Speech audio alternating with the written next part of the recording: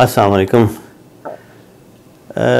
काफ़ी अरसे से हम जब से स्पेशली सोशल मीडिया का असर या इन्फ्लुएंस हमारी ज़िंदगियों में ज़्यादा होता जा रहा है, तो कुछ चीज़ें ऐसी हैं जो हम लोग नॉर्म से हट कर करना हमने शुरू कर दी हैं।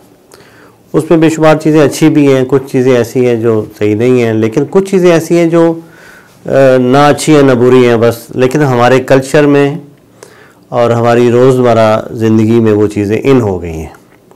मिसाल के तौर पर हम बर्थडे मनाते हैं। आज से 25, 30, 40 साल पहले ये चीज़ उस तरह से नहीं थी।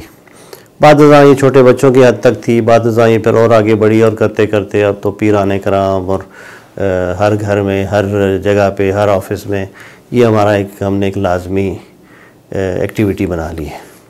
लेकिन एक यूज़लेस सी एक्टिविटी है। मैं आज ये जो वीडियो बना रहा हूँ उसका बेसिक मकसद ये है कि इस यूज़लेस एक्टिविटी को अगर थोड़ा सा यूज़फुल हो जाए।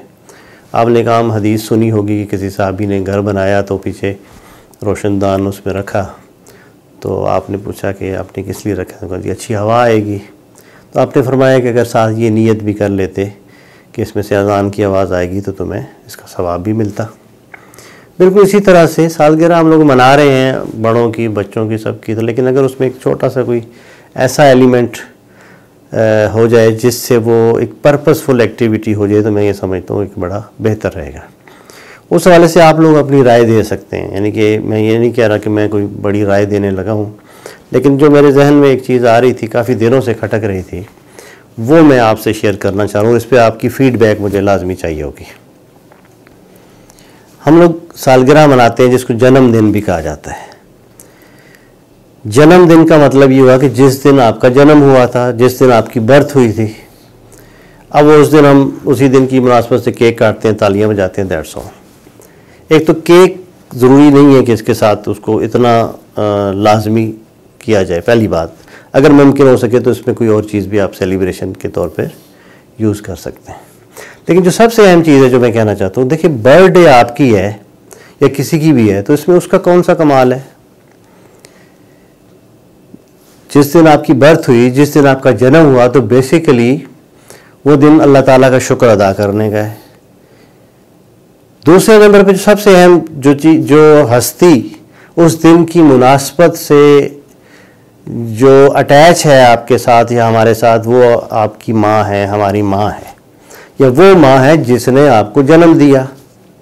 अल्लाह ताला बेशक जन्म देने वाला अल्लाह की ज़ात है, लेकिन जो दुनिया में असबाब है उसमें जन्मदिन के वाले से सबसे ज़्यादा रेलिवेंस माँ की बनती है।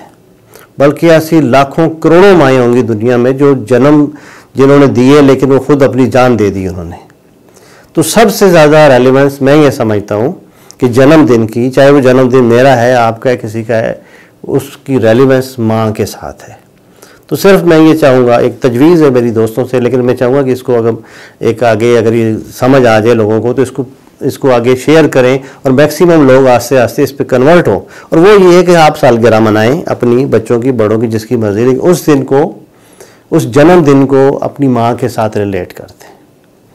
उसके लिए आप सबसे पहली चीज़ तो ये कि अगर जिनकी माँ हयात है वो जन्मदिन अपना माँ के साथ मनाएं, क्योंकि जन्म उसने दिया था आपको, वो तकलीफ़ उसने सही थी।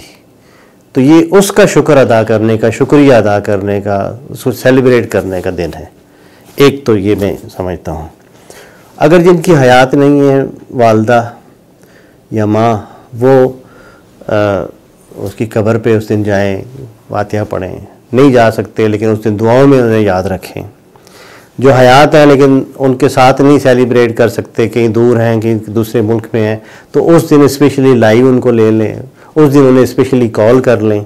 तो इस जन्मदिन को माँ के साथ रिलेट किया जाए, ये मेरी एक तजवीज़ है, क्योंकि जन्म दुनिया में उसी ने आपको दिया, तकलीफ़ उसी ने सही। तो जन्मदिन जब भी मनाएं अपनी माँ के साथ मनाएं, या अपनी माँ को उसमें शामिल करें, जिस तरीके से भी मुमकिन हो सकता है। ये एक छोटी सी मेरी तजवीज़ है और मैं समझता हूँ कि उम्मीद करता हूँ कि आपको पसंद आएगी ये बात। तो इसको अगर ये आपको समझ आई है और आप समझते हैं कि हाँ ऐसा ही होना चाहिए, तो इस चीज़ को ज़्यादा से ज़्यादा शेयर करें।